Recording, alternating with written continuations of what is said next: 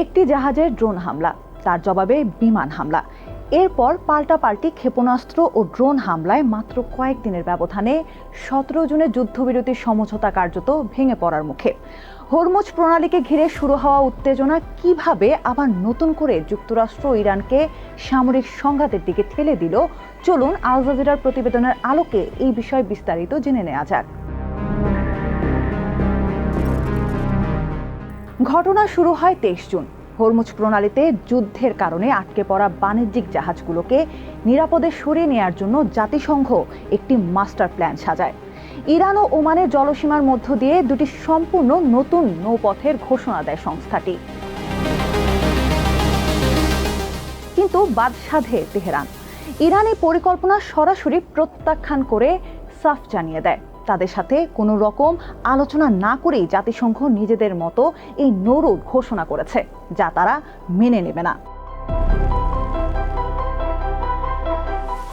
এর 2 দিন পর অর্থাৎ 25 জুন ওমান উপকূলের কাছে তাইওয়ান পরিচালিত কন্টেইনার জাহাজ এভার লাভলি একটি সন্দেহভাজন ড্রোনের আঘাতে ক্ষতিগ্রস্ত হয়।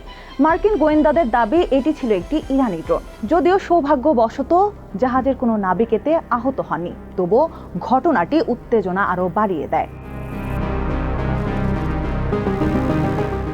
এভার লাভলি জাহাজের ড্রোন হামলাকে 17 জুনের যুদ্ধবিরতি সমঝোতা স্মারকের লঙ্ঘন হিসেবে উল্লেখ করে যুক্তরাষ্ট্র। 26 জুন রাতে ইরানের বিভিন্ন সামরিক স্থাপনায় হামলা চালায় মার্কিন সামরিক বাহিনী। মার্কিন সেন্ট্রাল কমান্ড সেন্টকম জানিয়েছে, হামলায় ইরানের ক্ষেপণাস্ত্র ও ড্রোন মজুত কেন্দ্র এবং উপকূলীয় রাডার অবস্থান লক্ষ্যবস্তু করা হয়।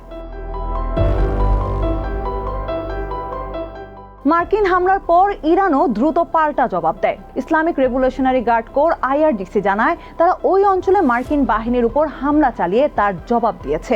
একই সময় বাহরাইন জানায়, তাদের ভূখণ্ড লক্ষ্য করে একাধিক ড্রোন হামলা হয়েছে।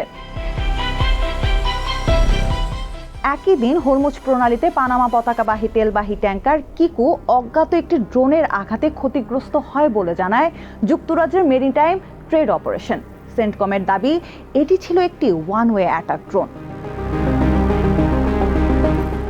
এই ঘটনার পর যুক্তরাষ্ট্র দ্বিতীয় দফায় আরও বড় সামরিক অভিযান শুরু করে। সেন্টকম জানায়, তারা ইরানের সামরিক নজরদারি ব্যবস্থা, যোগাযোগ নেটওয়ার্ক, বিমান প্রতিরক্ষা কেন্দ্র, ড্রোনের ঘাঁটি এবং সমুদ্রে মাইন পাতার সক্ষমতা লক্ষ্য করে হামলা চালিয়েছে। টানা 2 রাতের মার্কিন বোমাবর্ষণের পর 28 জুন সকালে ইরান চরম প্রতিশোধের পথ বেছে নেয়। কুয়েতের আলী আল সালেম বিমান ঘাঁটি এবং পোর্ট সালমানে অবস্থিত মার্কিন 5ম নৌবহরকে লক্ষ্য করে ব্যালিস্টিক ক্ষেপণাস্ত্র ও ড্রোন হামলা চালায় IRGC। একই সঙ্গে হুঁশিয়ারি দেয়, হরমুজ প্রণালীর নিয়ন্ত্রণ তাদের হাতেই থাকবে এবং ভবিষ্যতে যে কোনো শত্রুর আগ্রাসনে জবাব হবে ভয়ঙ্কর।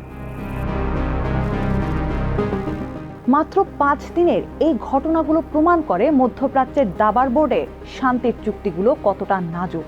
একটি ভুল বোঝাবুঝি বা একপেশে সিদ্ধান্ত কিভাবে পুরো বিশ্ব অর্থনীতি ও তেলের বাজারকে মুহূর্তের মধ্যে যুদ্ধের মুখে দাঁড় করিয়ে দিতে পারে, এই 5 দিন তারই এক জীবন্ত উদাহরণ।